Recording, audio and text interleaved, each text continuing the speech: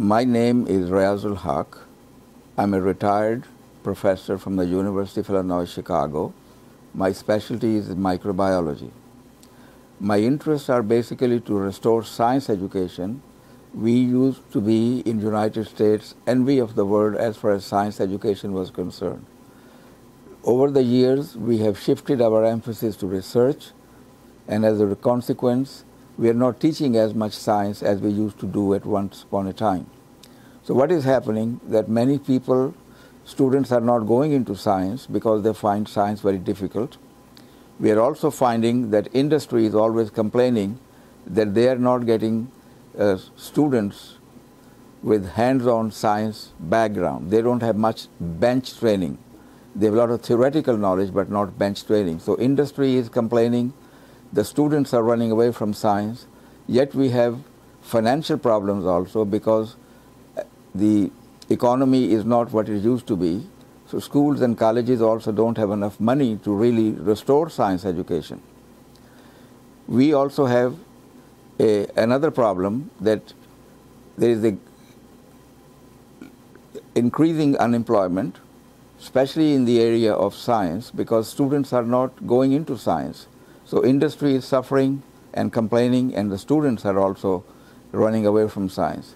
Yet we have a solution for this problem. Every university and college, especially with the emphasis on sustainability and green technology, every university and college, including the federal and state government, is trying to emphasize recycling of equipment, restoring and recycling. They want to cut down waste. Unfortunately, the system that is now in place for doing the recycling is not working. Much of the equipment, basically every university and college surpluses the equipment. It is in such a state of maintenance that it is really ending up in landfills. The problem is not that the equipment is bad to begin with. The equipment is good, except that during transportation, much of its components are misplaced. So when, suppose, a pH meter shows up into the surplus warehouse, it has parts missing. Here is a pH meter. It's a Fisher brand, very expensive pH meter. It arrived to the warehouse without the electrodes, and all the cords in the back are missing. So basically it's a worthless unit. It's a very expensive unit, costs a lot of money. If it was complete, it could be donated to a school or college, and the students can really learn how to use a pH meter. Now they can't. So what I want to do, I'm the founder of the Science Skills Center. So what I want to do is to see that we take this surplus equipment, create a system. So first of all, it remains intact from the person who is going to surplus the equipment to the warehouse where it will eventually end up, that it remains intact. So there should be a system where every piece of equipment is not separated from its components.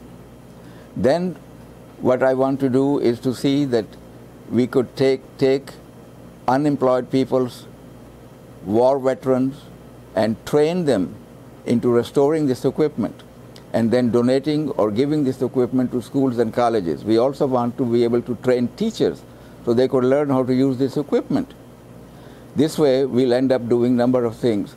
The industry, which is complaining about not having enough trained manpower who have bench training, we will be able to provide that kind of manpower. So we'll help with the unemployment problem.